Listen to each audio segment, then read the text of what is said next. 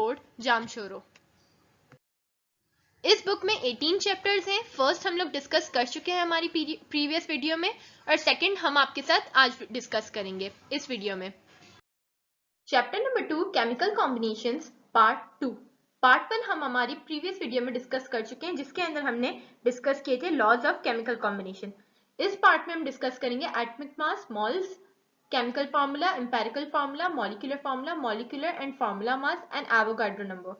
इसके बाद बाकी के जो टॉपिक्स हैं वो हम हमारे पार्ट 3 में डिस्कस करेंगे, जो कि आप हमारी नेक्स्ट वीडियो में देखेंगे। Next topic is to discuss about is atomic mass. Atomic mass atom की उसके पार्टिकल्स पर और उसके प्रोटॉन्स पर डिपेंड करती है। प्रोटॉन और न्यूट्रॉन जो उसके एक एटम के अंदर प्रेजेंट होते हैं उन पर डिपेंड करती है। जितना छोटा एटम होगा उसके पार्टिकल्स उसके अंदर उतने जो है वो छोटे होंगे और उसका वेट करना उतना ही मुश्किल होगा। जैसे कि हाइड्रोजन जो है वो सिंगल एटम पर डिपेंड करता है, तो हाइड्रोजन की जो एटॉमिक मास है वो है 1.6 into 10 power -24 grams, which is very small mass, और इसको मेजर करना बहुत ज्यादा मुश्किल है। क्लियरली हम इसको एक बैलेंस पर नोट नहीं कर सकते।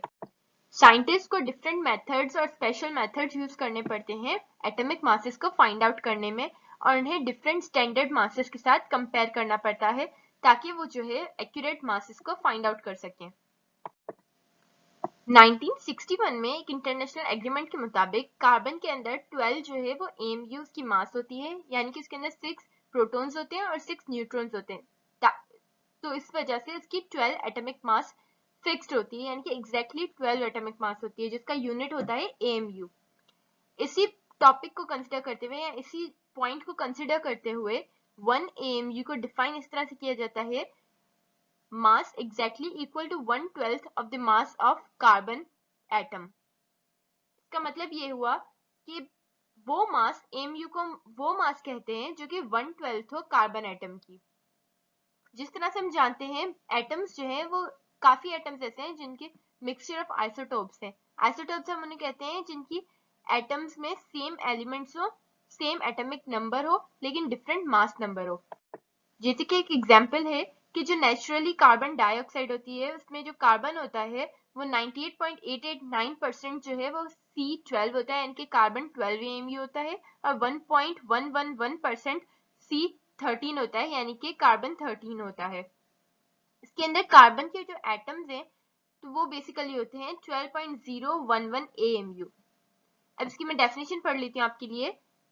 The atomic mass of an element is now taken as the average mass of natural mixture of isotopes, which is compared to the mass of one atom of carbon 12 AMU। ये वही उसी बात की statement है जो इसकी explanation मैंने आपको ऊपर दी है। इसी वजह से जो एटॉमिक मास ऑक्सीजन की है वो है 16 AMU और सल्फर की जो है वो 32 AMU। मैं एटॉमिक मास की डेफिनेशन आपके लिए एक दफा पढ़ लेती हूँ। The sum up number of proton and neutron present in an atom is called atomic mass। यहाँ पे एग्जांपल्स हैं सोडियम की जो है 23 AMU, पोटेशियम की 39 AMU, हाइड्रोजन की 1 AMU एंड ऑक्सीजन की 16 AMU। एटॉमिक मास के साथ अक्सर मोल्स को डिस्कस किया जाता है। जिस तरह से मैं आपके लिए पहले डेफिनेशन पढ़ लेती हूँ। The atomic mass, molecular mass and formula mass of a substance expressed in grams is called mole। यानी कि किसी भी सब्सटेंस की एटॉमिक मास, मॉलिक्यूलर मास यानी कि मॉलिक्यूल में इसकी जो मास है, और फॉर्मूला मास यानी कि फॉर्मूला में इसकी जो मास है, उसको जब हम ग्राम्स में एक्सप्रेस करते हैं, जैसे कि सोडियम की एटॉमिक मास है 23 AMU, तो इस 23 AMU को जब हम 23 ग्राम्स में एक्सप्रेस करेंगे तो वो हो जाएगी सोडियम की मोल्स, यानी कि सोडियम के मोल्स होंगे 23 ग्राम्स। इसको मैथमेटिकली इस तरह से रिप्रेजेंट करेंगे, number of mole of element is equals to given mass of element upon atomic mass of an element। यहाँ पर बुक की एग्जांपल दी गई है conversion of mass into moles and moles into mass of substance. Problem number 1 है calculate the number of moles in 50 grams of each. ये आपकी book में easily आपको नजर आ जाएगी और बुक में भी ये सॉल्व की गई है, मैं आपको एक्सप्लेन कर रही हूँ सिर्फ। तो इन्होंने दो हमें सब्सटेंस दिए हैं, सोडियम और वाटर।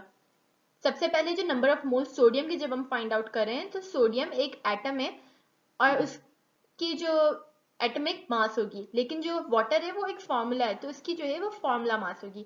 एटम के लिए हम एटॉमिक मास यूज करेंगे और फॉर्मूला के लिए हम फॉर्मूला मास यूज करेंगे। सोडियम के लिए हमारे पास जो गिवन डाटा है वो है नंबर ऑफ मोल्स जो कि हमें फाइंड आउट करने हैं, और गिवन मास जो है वो 50 ग्राम्स है। एटॉमिक मास सोडियम की जिसके हम सब जानते हैं 23 AMU है। तो number of moles find out करने के लिए हम गिवन मास को एटॉमिक मास के साथ डिवाइड करेंगे, तो हमारे पास इजीली आंसर आ जाएगा 2.173 मोल्स ऑफ सोडियम। उसके बाद हमारे पास सेकंड वाटर दिया गया है कि सोडियम वाटर के कितने मोल्स हैं 50 ग्राम्स में। तो हम 50 ग्राम्स को 18 AMU वाटर का जो है वो मॉलिक्यूलर मास है या फॉर्मूला मास है, तो 18 AMU के साथ 50 को डिवाइड करेंगे और इजीली हमें आंसर मिल जाएगा 2.777 मोल्स ऑफ वाटर। अब हम आ जाते हैं केमिकल फॉर्मूलाज पर। केमिकल फॉर्मूलाज होते क्या हैं? केमिकल फॉर्मूला दो टाइप के होते हैं, empirical formula and molecular formula. उनको हम अलग से डिस्कस करेंगे। सबसे पहले हम केमिकल फॉर्मूला आपको बता दूं कि क्या होते हैं। किसी भी एलिमेंट्स की सिंबॉलिक रिप्रेजेंटेशन को हम केमिकल फॉर्मूला कहते हैं। ना सिर्फ उनकी सिंबॉलिक रिप्रेजेंटेशन बल्कि उनकी जो जिस रेशियो में वो कंबाइंड है या जिस रेशियो में वो हमें अवेलेबल है, हमारे पास है, उसे भी हम उसका केमिकल फॉर्मूला में ही काउंट करते हैं। जैसे कि जब सोडियम क्लोराइड के साथ रिएक्ट करता है तो वो फॉर्म करता है सोडियम क्लोराइड। ये 1 mole of sodium chloride form करेगा अगर हम 1 मोल ऑफ सोडियम और 1 मोल ऑफ क्लोराइड लें। इसी तरह से पोटेशियम क्लोराइड की एग्जांपल है। तो जो रेशियोज होंगे केमिकल के अंदर वो भी केमिकल फॉर्मूला रिप्रेजेंट करेगा, और उन केमिकल्स की सिंबॉलिक रिप्रेजेंटेशन को दिखाएगा, वो भी केमिकल फॉर्मूला दिखाएगा। यहाँ पर दो टाइप के केमिकल फॉर्मूला थे, empirical formula and molecular formula. सबसे पहले हम आ जाते हैं एम्पेरिकल फॉर्मूला पर। मैं आपके लिए डेफिनेशन पढ़ देती हूँ। The formula which describes the smallest whole number ratio of different atoms of different elements in a compound is called empirical formula. यानी कि कोई भी ऐसा फॉर्मूला हो जिसका सिंपलेस्ट रेशियो हमें अवेलेबल हो। जैसे कि हमारे पास अगर हम एक फॉर्मूला ले लें, फॉर्मूला ऑफ बेंजीन जो कि है C6H6। बेंजीन जो है वो इंडिकेट करता है इसमें कि कार्बन के 6 मॉलिक्यूल हैं और हाइड्रोजन के 6 मॉलिक्यूल्स हैं।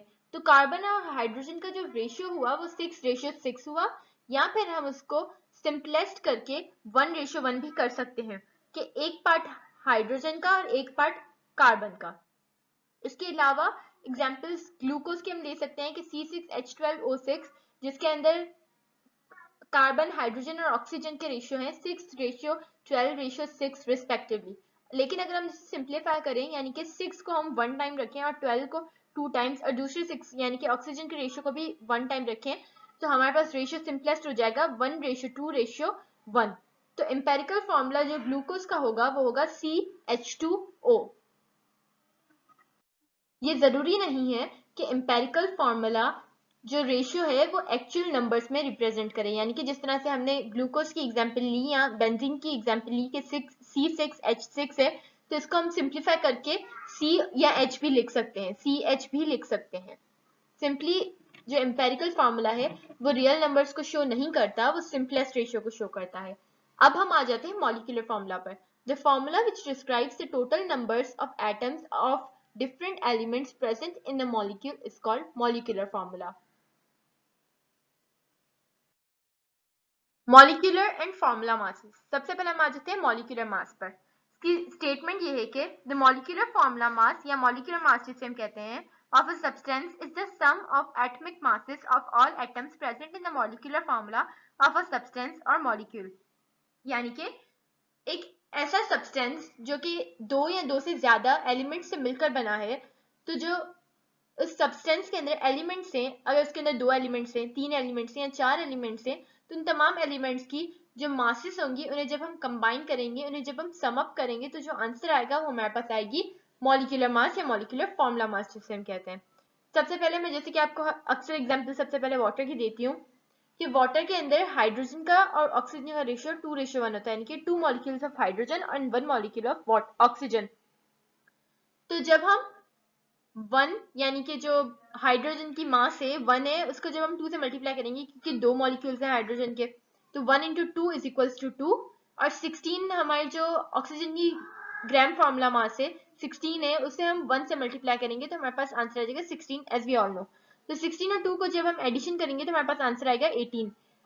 मॉलिक्यूलर फॉर्मूला मास को हम AMU में रिप्रेजेंट करते हैं, इसलिए हम लिखेंगे 18 AMU। तो ये हो जाएगी वाटर की फॉर्मूला मास या मॉलिक्यूलर फॉर्मूला मास।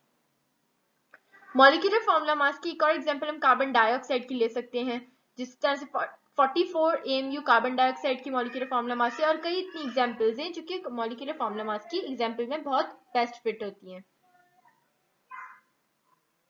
अब हम आ जाते हैं फॉर्मूला मास पर। फॉर्मूला मास क्या होता है?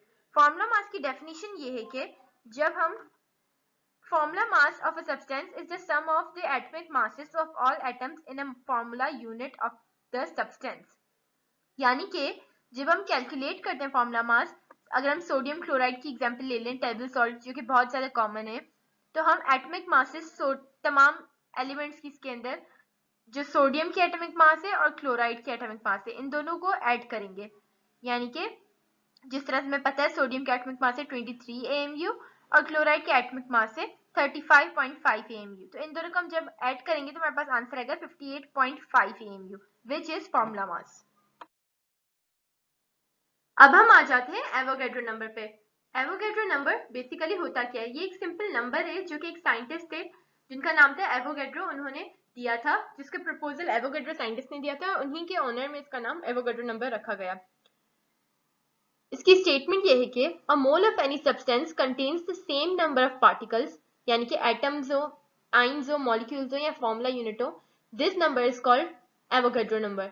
यानी कि एक सब्सटेंस का जो भी हम एक मोल लेते हैं, जैसे वाटर का एक मोल लिया, कार्बन का एक मोल लिया, किसी भी चीज का हम एक मोल एज ए क्वांटिटी लेते हैं, तो हर एक मोल के अंदर एटम्स, आइंस, मॉलिक्यूल्स या फॉर्मूला यूनिट का एक फिक्स्ड रेशियो होता है, एक फिक्स्ड अमाउंट होता है, जिसको हम एवोगैड्रो नंबर कहते हैं। एवोगैड्रो नंबर एक कांस्टेंट है जिसकी वैल्यू है 6.02 × 10⁻⁻23। इसे रिप्रेजेंट किया जाता है Na से। n का मतलब होता है, n जो है वो नंबर को रिप्रेजेंट करता है क्योंकि एक नंबर है सिंपल, और a का मतलब होता है एवोगैड्रो, यानी कि एवोगैड्रो के ऑनर में इसका नाम एवोगैड्रो नंबर रखा गया है, तो इसलिए इसको इस तरह से रिप्रेजेंट किया जाता है। इसकी बेस्ट एग्जांपल्स हम ले सकते हैं, जैसे हमने कार्बन का, मैंने ऊपर भी आपको बताया कि हम कार्बन का एक मोल लें, उसके अंदर 12 ग्राम्स होते हैं इसकी मास, तो 12 ग्राम ऑफ कार्बन के अंदर, यानी कि 1 मोल ऑफ कार्बन के अंदर होंगे 6.02 × 10⁻⁻23 पार्टिकल्स। फिर इसी तरह से मैग्नीशियम लें, वाटर लें, कैल्शियम कार्बोनेट लें, कैल्शियम कार्बोनेट के 1 मोल में होते हैं 100 ग्राम्स, 100 ग्राम्स के अंदर 6.02 × 10⁻⁻23 पार्टिकल्स होंगे, एवोगैड्रो नंबर इसे ही हम कहते हैं। केमिस्ट्री की बुक में चैप्टर 2 में पेज नंबर 22 पे problem number 1, problem number 2 solve की गई हैं, जो कि बेहतरीन एग्जांपल्स हैं एवोगैड्रो नंबर की। इसके अलावा प्रॉब्लम 3 पर हम लोग आते हैं, जिसकी स्टेटमेंट ये है कि calculate the mass of one atom of carbon in grams, यानी कि हमें mass of carbon find out करनी है ग्राम्स में।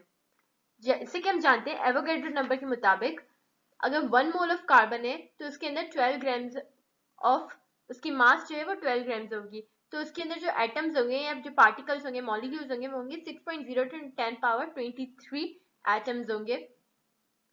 और उन एटम्स को जो हम ये बात इंडिकेट करती है कि जो 6.02 × 10⁻⁻23 एटम्स हैं कार्बन के, उनका वेट है 12 ग्राम।